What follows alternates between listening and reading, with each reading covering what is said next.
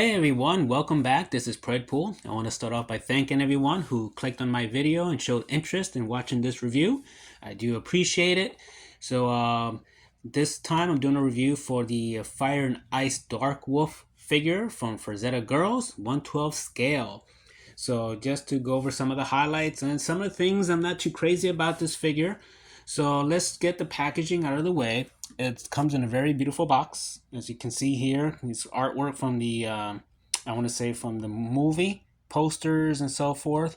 On the side just says Fire and Ice, Darkwolf. It's a 112 scale figure. Then on this side, it does have a picture of the figures just standing upright. And in the back, on the figure showing his accessories and some information about the character. It is one of those boxes that you can open up and has Velcro, in which you can see the figure again, do one of the poses from the movie, and inside has an insert with another scene from the movie. So yeah, very nice box, very well packaging done.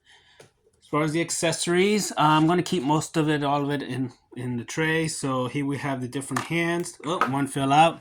The hand that fell out is for the arrow. So you can put the arrows, one arrow between his fingers. I haven't tried it yet. Not planning to use the bow and arrow, so I'm just going to keep it in the tray. It has a tape over it. It has the bow, which has a string. Mine, the string looks fine. It's tied correctly. I saw another review of someone who their string was not.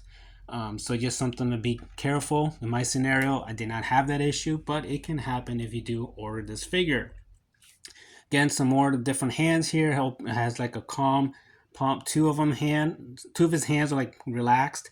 One is like a reaching out. The other hand I already have installed in his arm. And then he has two face plates. One is screaming. One is like grinding teeth. So you can replace those into his head sculpt, which is fairly easy, which I'll probably show you further down this review. So looking at the figure itself, here we have him. And I have his axe already had taken out from the tray, which is what I'm going to be using instead of the bow all the time. And as you can see here, his sculpt is awesome. He's like direct from the movie, or the animated movie, and again, very well representation of that character.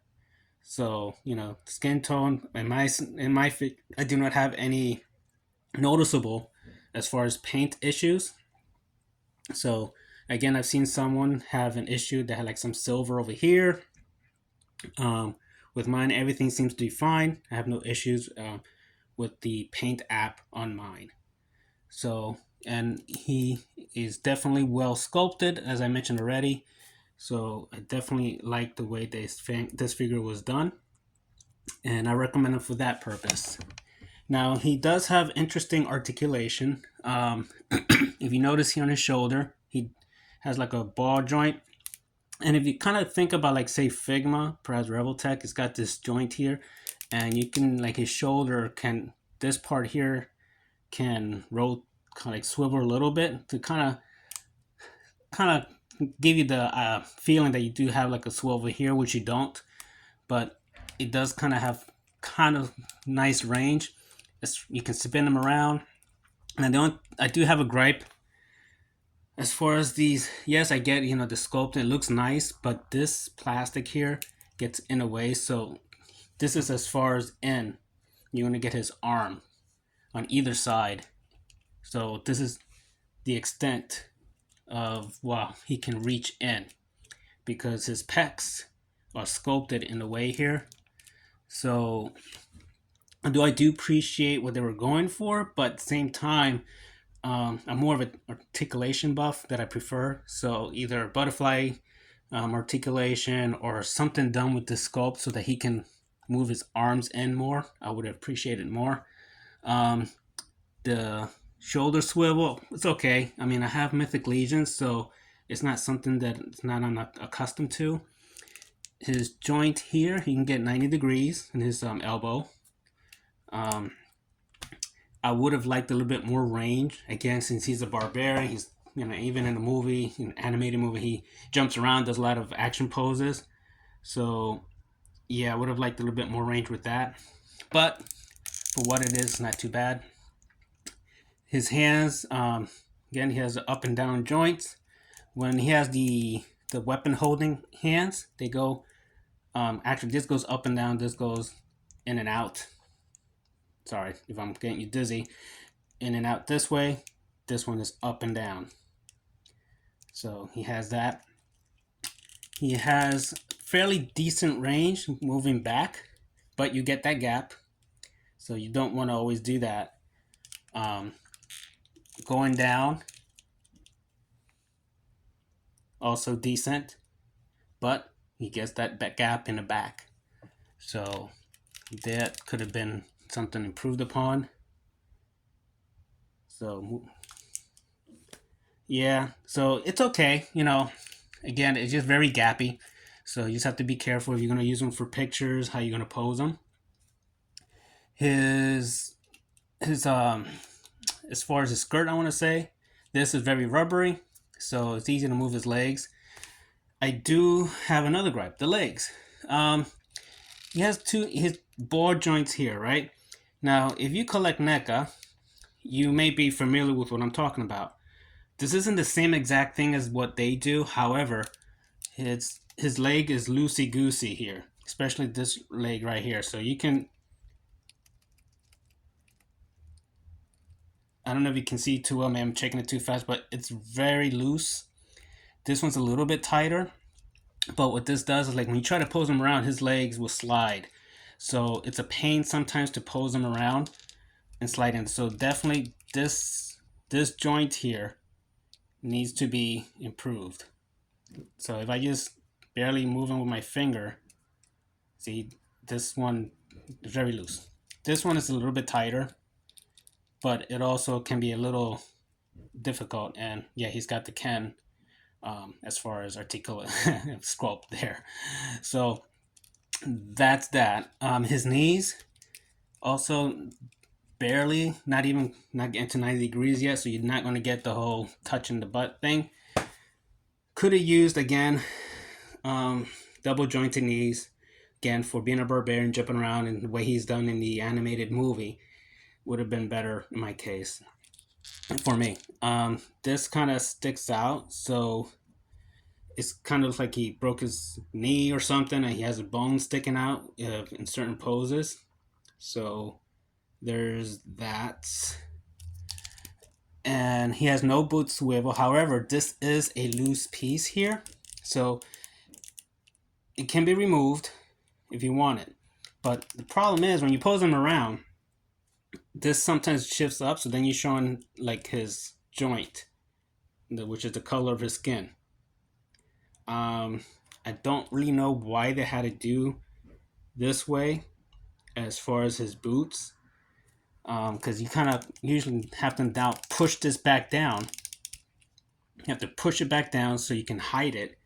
But once in a while, when you're posing him, it will show, because this would like go back up, and so see, so you'll have that. So in it does, it's a little irritating when that happens.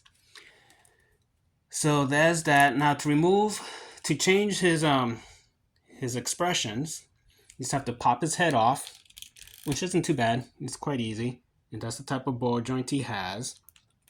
So you can move up and down. This is a soft rubber, so you can pose him moving back, and I'll do in a second. But changing his faceplate is quite easy. All you have to do is just grab him, take it off there, pick the faceplate that you want to use. I'm going to put the screaming one on, or the roaring one, however you want to call it. And voila, you got that on. His necklace is removable if you wish. All his accessories, like his wrist guards, his skirt thing, whatever, you can take that off, and you can pretty much have like a plain buck. But it's not something I would want to do. I wouldn't want to use this figure to do customs, being that it costs $70. So anyway, here's his head, which with the yelling, you can move forward that much. Moving back, again, you're not going to get a whole lot of back with the head. So there is that. So let's do some comparisons. I'm going to put them here. And I'm just going to put a couple of figures. I'm going to start off with the Mezco Conan. So that's for the height comparison. So yeah, he is taller than him. If you want to compare him to, let's say, a Marvel Legends, I'm just going to use an Iron Man. I don't know why, I just prefer to do that. Here's Iron Man. So that's his height. Now let's compare with some other figures. Let's put with, let's say, a G.I. Joe Classified. So I'm going to go ahead and put, he's a Alley Viper. And here's a custom Valaverse, which is who I use for myself.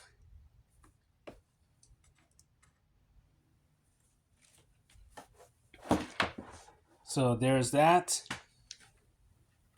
And a couple more figures.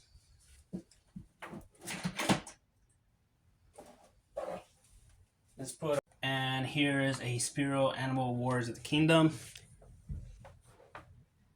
So he fits in well. And one last, let's do a Mythic Legions. And he scales very nicely with Mythic Legions. All right. So my final thoughts on this figure.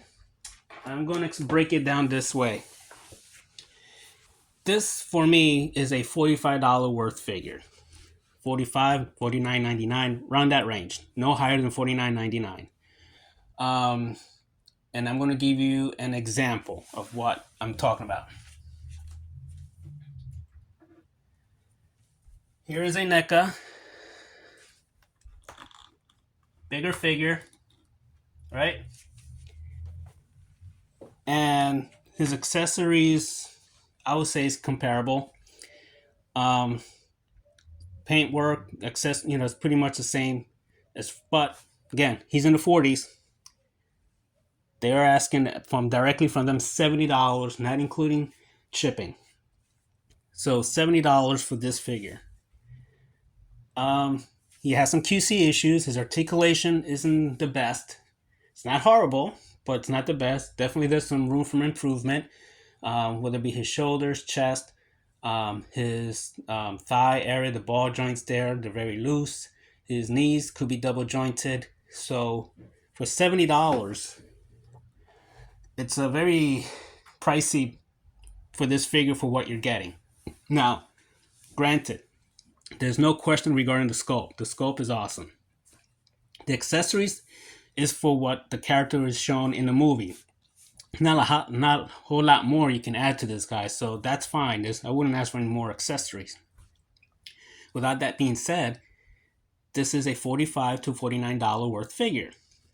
Granted, this is a new company, but you have other new companies that are starting that they are offering figures for far less, for either equal, if not better, articulation and more accessories. So I'll give you an example. Savage Crucible. They have different tiers of figures they can get. The more pricier one is about $40, which comes with armor, hands, and so forth. $70, I would only recommend if, okay, you're familiar with the movie, you like the movie, you have to have this figure, like I did, okay, fine. You get the figure, you spend the $70. Now, Big Bag Toy Store is asking $94.99, but you have to pay shipping, you have to include tax, so you're looking over $100. This is definitely not a $100 figure. When you compare them to when you get to along the lines with Mezco, which, yes, this is a smaller figure, articulation is about the same, but he comes with a buttload of accessories. A whole lot. You can make different types of Conans, basically, with this guy. So I would not recommend to pay $100 for Darkwolf. I would definitely not recommend that. So just have that in mind when you're thinking about purchasing this figure. Now, getting this straight from Frazetta for $70, I would say, again, if you're familiar with the movie, you like the movie, you need this figure, um, you got posters of the movie and this and that, yeah, go get them. Spend it $70. But this is really within the $50 range, in my opinion. Okay? All right, so this is my review. Hopefully this was helpful in some kind of way. Again, I have nothing against any companies or anything like that. I'm just being as honest in my reaction to this figure. I hope they do improvement. Any future figures that they do, I'll be still looking into see what they offer. So I'm glad I have the figure. Would have liked to have spent less. Would have liked to have better quality as far as, especially with the articulation with this figure. But I kind of knew about the sculpting and the articulation. But what really bugs me is some of the QC things, especially with the legs, that, that's something you don't expect or maybe savvy of until you get the figure. All right, so that's it for my review. Everyone, enjoy collecting, and I'll see you next time when I do one. Later.